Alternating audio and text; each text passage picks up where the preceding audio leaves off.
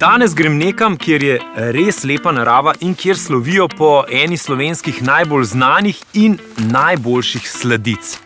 Še en namik imam.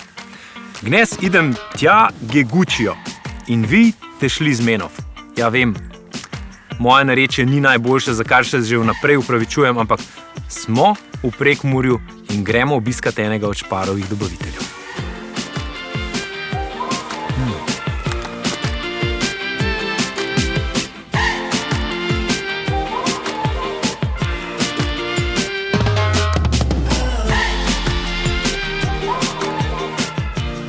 Nahajamo se tik ob madžarski meji, v Prekmurju, v Šalovcih, kjer je dom Korenike. Korenika že vrsto let na Šparove police dobavlja vrsto izdelkov, od sirupov, čajev, koruznega zdroba in še marsikaj. Kako si grom? V redu? Gremo jih pogledati. Korenika se nahaja v samem osrčju krajinskega parka Goričko. Na 23 hektarjih površin pridelujejo poljščine, zelišča, sadje in zelenjavo, v naravi pa nabirajo sadeže, ki jih predelajo v ekološke izdelke. Ekološka pridelava jim je na prvem mestu.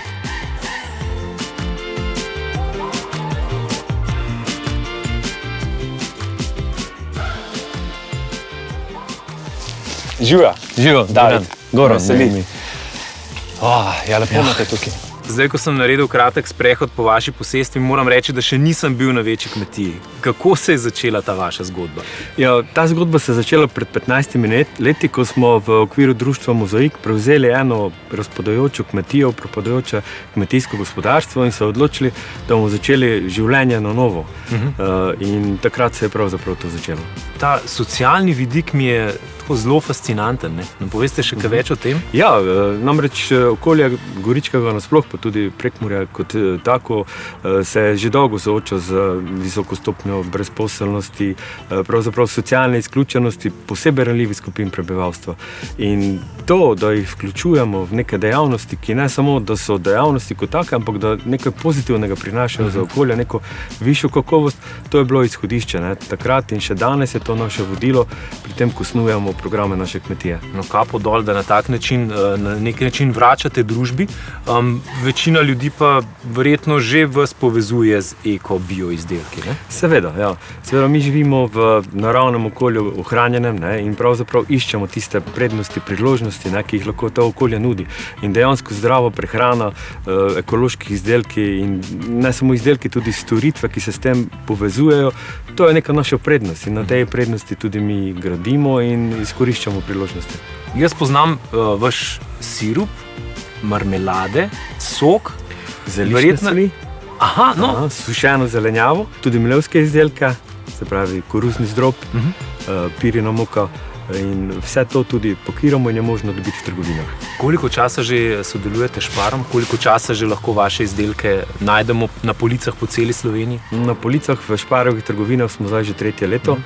Pomeni nam tudi neko stabilnost glede naročanja, glede potencijala tržnega in zaradi tega se mi dosti lažje tudi delamo načrte naše proizvodnje in tako naprej. V glavnem smo dosegljivi in hkrati lahko kakovostne izdelke dobijo ljudje povsod po Sloveniji praktično. Narediva še en sprehod po kmetiji? Greva.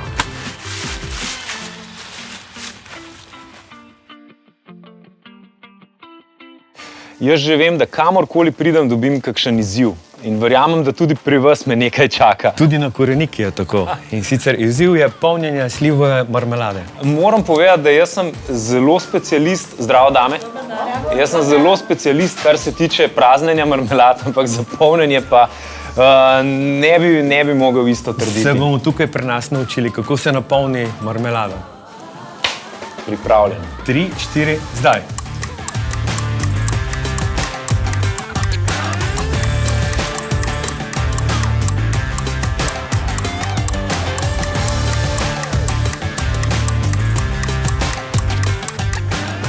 Metka, a se zmeniva tako? Vi ste profesionalka, tako da jih imate 5 že zaprtih, jaz sem 3 ravnokar napolnil, tako da se predajam. A rečeva temu? izobešam belo zastavo. Je bil pa fair boy, moram reči, pa hvala za pomoč. Okay, a je kaj posebnega, kar se zavijanja tiče? Ja, lepo zategniti, da ne bo... Super. Takole. In zdaj še finalna stvar. Čakaj, ja, še etiketiranje. Etikete.